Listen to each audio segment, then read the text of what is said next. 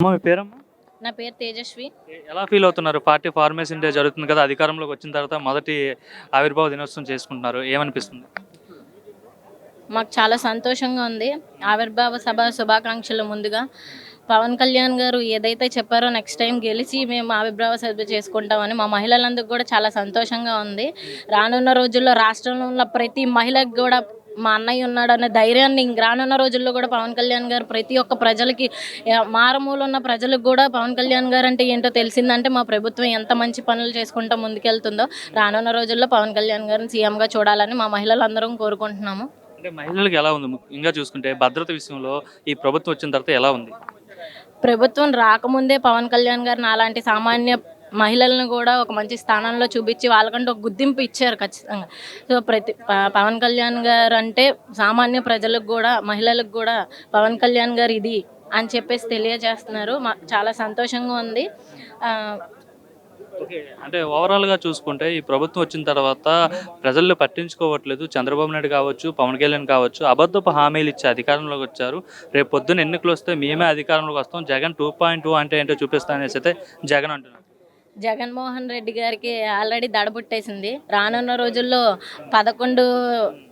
11 స్థానాలకి 10 స్థానాలు ఇంకా అధపాతంలోకి తొక్కేస్తారు. అది మాత్రం ఖచ్చితంగా ప్రజలకు తెలుసు ఆయన ఏం చేస్తున్నారు అనేది.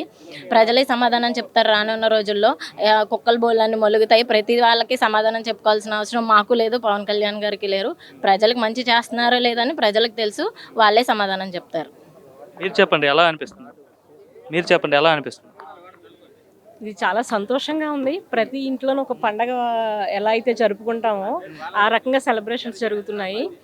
ఈ రకంగా ఇప్పటి వరకు కూడా జనసేన పార్టీ అంటే ఈ పార్టీ ఎంతో కాలం మనుగడ సాగించలేదనో, ఓటు హక్కు లేని వాళ్ళందరూ చిన్న చిన్న కుర్రాళ్ళే ఈ పార్టీలో ఉంటారు అని చెప్పేసి పార్టీ నిలబడదని చెప్పి మాట్లాడిన వాళ్ళందరికీ కూడా ఈరోజు మనకి రాష్ట్రంలోనూ కేంద్రంలోనూ కూడా ప్రభుత్వం ఏర్పడడానికి ముఖ్య భూమిక పోషించింది పవన్ కళ్యాణ్ గారు, మన జనసేన పార్టీ.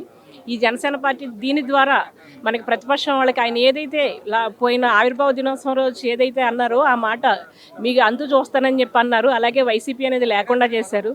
దాంతో ఒక భ్రమలో బతుకుతూ నేను నెక్స్ట్ నాకు ఇంకా సీట్లు వస్తాయి, మీ అంతు చూస్తాను అని చెప్పేసి ఒక రకమైన భ్రమలో బతుకుతున్నారు జగన్మోహన్ రెడ్డి గారు.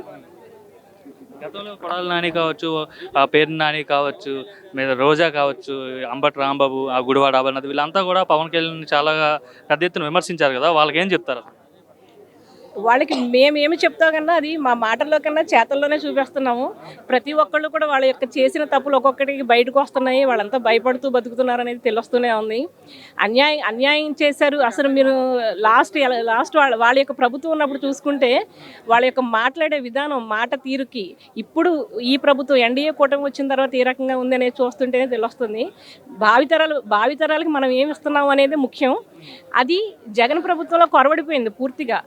ఇప్పుడు చూస్తే కనుక ప్రతిదీ కూడా ఎంతో క్రమశిక్షణగా ఒక రకంగా చూస్తే ప్రజలందరూ కూడా గుండెల మీద చేసుకుని చాలా మనశ్శాంతిగా నిద్రపోతున్నారని చెప్పొచ్చు. ఇంతకుముందు ఏదైనా ఒక వాక్ స్వాతంత్రం అనేది కూడా లేకుండా పోయింది. జగన్ ప్రభుత్వంలో వాక్ స్వాతంత్రం అనేది లేకుండా పోయింది. ఇప్పుడు అలా కాకుండా ప్రజలందరూ చాలా నిశ్చితంగా బతుకుతున్నారని చెప్తారు.